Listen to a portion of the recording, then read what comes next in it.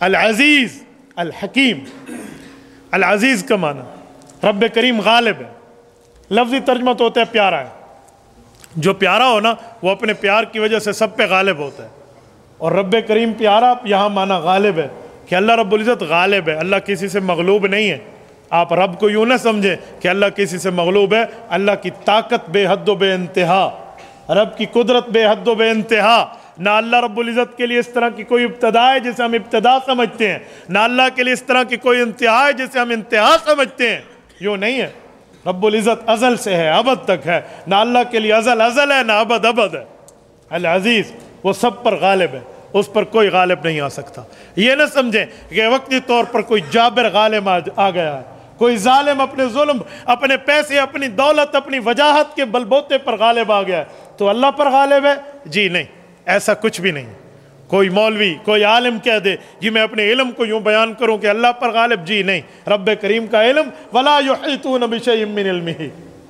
اور کوئی حکمران کہے میں اپنی طاقت کی بنیاد پہ رب پہ غالب, جی نہیں.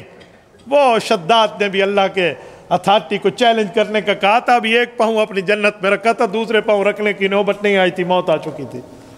فرعون جسے 500 سال تک سر میں درد نہیں پڑا تھا, اس نے سمجھا میں خدا ہوں, انا ربکم الاعلیٰ کا دعویٰ کر بیٹھا, تو رب نے پانی میں اسے غرق کیا تاکہ سمجھ آئے کہ موسیٰ علیہ السلام کو اسی پانی سے میں نے تیرے ہاتھوں سے بچوایا تھا. آج تو نے اسی موسیٰ کا انکار کر کے شریعت کو ٹھکرایا ہے, اسی کے سامنے تو اس پانی سے غرق ہوگا. وَأَنْتُمْ تَنْظُرُونَ, قرآن کہتا ہے تم دیکھ رہے تھے. قوم موسیٰ علیہ السلام کو اللہ نے فرمایا. تو وہاں حضرت موسیٰ علیہ السلام تیر کے آ رہے ہیں, چل کے آ رہے ہیں, ماں کے بھیجے ہوئے. فرعون اٹھا رہا ہے تو خوش ہو تو, رب کریم نے تیرے اوپر کرم کیا, تو نے ربوبیت کا دعویٰ کیا. اب اسی جس کو کل بچے کے طور پہ تو نے اٹھایا تھا, انکار میرے نمائندہ کا کیا, اسی کے سامنے تو غرق ہوگا. وَأَغْرَقْنَا آلَ فِرْعَوْنَ وَأَنْتُمْ تَنْظُرُونَ, تم نے وزٹ کیا, تم نے دیکھا ہے. تو اللہ رب العزت غالب ہے سب پر. اور یہ بات یاد رکھیں, وقتی طور پہ غالب آئے تو اسے ایک شاعر کہتے ہیں کہ ہم نے دریاؤں کو چڑھ چڑھ کے اترتے دیکھا ہے. یوں نہیں ہے, وہ غلبہ ہمیشہ کا نہیں ہوتا, وہ ایک وقت کا ہوتا ہے. سورۃ روم میں موجود نہیں ہے کہ مسلمان جو تھے یہ تائید کرتے تھے ان کی جو روم والے تھے, کیونکہ وہ انجیل کے ماننے والے تھے, اور جو مکہ کے کافر تھے یہ تائید کرتے تھے ایران والوں کے وہ مجوسی تھے, اور وہ جو ہے نا کیا کہتے کسی کتاب کو نہیں مانتے تھے. تو مسلمان کہتے چلو یہ کسی اہل کتاب کی بات تو کرتے ہیں, اللہ کی بات. ہوا یہ کہ وہ ان کے ساتھی جیت گئے مکہ کے کافر والے, تو ان کے دل ٹکڑے ٹکڑے ہو گئے مسلمانوں کے, او ہو رومی نہیں جیتے. تو حضرت ابو بکر صدیق رضی اللہ عنہ فرمایا الحق یعلو ولا یعلا, میرے پاک پیغمبر کا فرمان ہے حق دبتا نہیں ہے, دبانے کے لیے آتا ہے. ایک وقت آئے گا اللہ ان کو غالب کرے گا. انہوں نے کہا جی شرط دے دے, کہا جی شرط لگ گئی. اس زمانے میں شرط کے حرام ہونے کا حکم نہیں آیا تھا.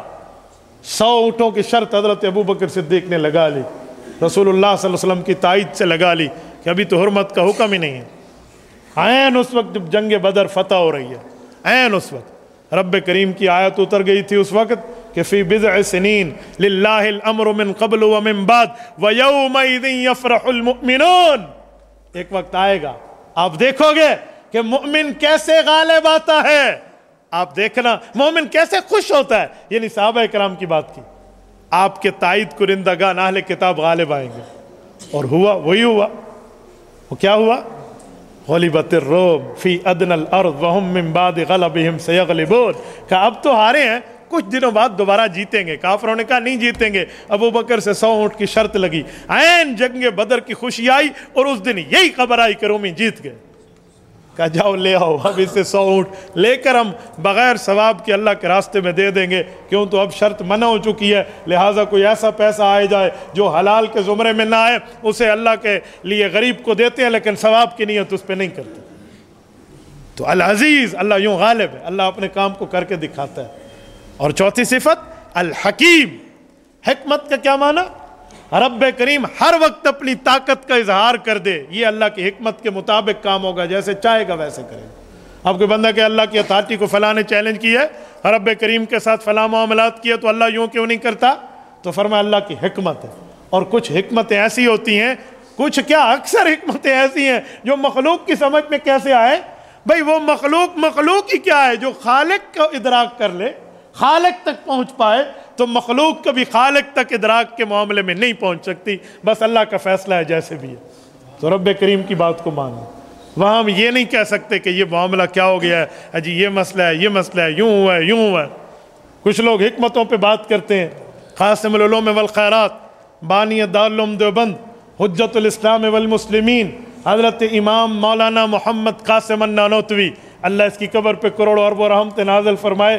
ان کے حوالے سے میں نے ایک بزرگ سے سنا کہ ان سے کسی نے کہا کہ تم کہتے ہو وضو ٹوٹ جاتا ہے پیشاب اور پاخانے سے، تو پیشاب پاخانہ تو ایک خاص چھوٹی سی جگہ سے نکلتا ہے، اسے دھو لو، تمہارا وضو برقرار رہنا چاہیے، تم باقی اعضاء کو کیوں دھوتے ہو؟ ان اعضاء سے تو پیشاب پاخانہ نہیں نکلا، تو نکلا تو کسی خاص جگہ سے، اس کو دھونے سے وضو برقرار رہتا، وضو باقیوں کو دھونا کیوں پڑتا ہے؟ ایک کی سزا دوسرے کیوں دیتے ہو؟ تو حضرت نانوتوی نے فرمایا ذرا چلو میں تھوڑی سی آڑ رکھتا ہوں، اس سے تجھے ٹھڈا لگے گا۔ انہوں نے کہا نہیں حضرت ایسے بتا دیں، کہا نہیں لگے گا تو سمجھ آئے گی۔ انہوں نے کہا نہیں ایسے بتا دیں، میں آپ کو جواب دیتا ہوں۔ تو انہوں نے کہا جب تجھے ٹھڈا لگے تو کیا چیز تیری ٹھڈے میں اٹکتی ہے؟ انہوں نے کہا جی پاؤں کا انگوٹھا، پاؤں اٹکتا ہے۔ کہا چوٹ کس پہ لگتی ہے؟ کہا ماتھے پہ۔ کہا کیوں؟ ماتھے پہ کیوں لگی چوٹ؟ جس پاؤں پہ آپ کو اٹک آئی ہے اسی پاؤں پہ چوٹ لگتی، ماتھے نے کیا قصور کیا ہے؟ انہوں نے کہا حضرت ایک کا اثر دوسرے پہ آتا ہے۔ کہا یہ جواب کاپی پیسٹ کر لے وضو کے مسئلے پر۔ تو یہ تو ایک حکمت ہے جو اس طرح سمجھائی گئی ہے، ورنہ حضرت تھانوی رحمۃ اللہ علیہ قبر پہ اللہ کروڑوں اربوں رحمت نازل فرمائے، المصالح العقلیہ اٹھا لیں، اسلامی احکام عقل کی نظر میں حضرت نے ایک ایک مسئلے پر پوری تفصیل اور دلیلیں لکھی ہیں، ایسی ایسی باتیں لکھی ہیں کہ عقل دنگ رہ جاتی ہے۔ لیکن یہ تو وہ ہے جس پر مخلوق پہنچی ہے، لیکن خالق کی حکمتیں اس سے کئی بے شمار ایسی ہیں جس تک ہم نہیں پہنچے۔ ہم نے بغیر وجہ کے اللہ کی بات کو ماننے کوئی وجہ نہیں ہے۔ بھی کس دلیل پہ اللہ کو مانتے ہو؟ بھئی دلیلیں مخلوقات کی دی ہوئی ہیں، خالق کائنات خالق ہے، مخلوق کی کیا مجال کہ وہ خالق کو سمجھاتی پھرے؟ تو ہم اللہ کو بغیر دلیل کے مانتے ہیں، چل لو جی اس طرح کے معاملات میں۔ تو یہ 4 صفات بیان فرمائے۔ تبارك الذي نزل الفرقان على عبده ليكون للعالمين نذيرا